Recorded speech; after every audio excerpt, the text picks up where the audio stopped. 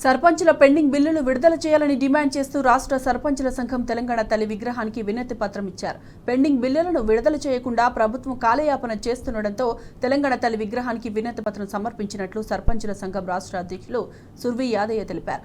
బిల్లులు విడుదల చేయాలని అనేక రూపాల్లో ఉద్యమాలు చేసినా ప్రభుత్వం పట్టించుకోవడం లేదని విమర్శించారు. సర్పంచులకు రావాల్సిన బిల్లులను తక్షణమే విడుదల చేసి స్థానిక సంస్థల ఎన్నికలు నిర్వహించాలని సర్పంచుల సంఘం డిమాండ్ చేసింది.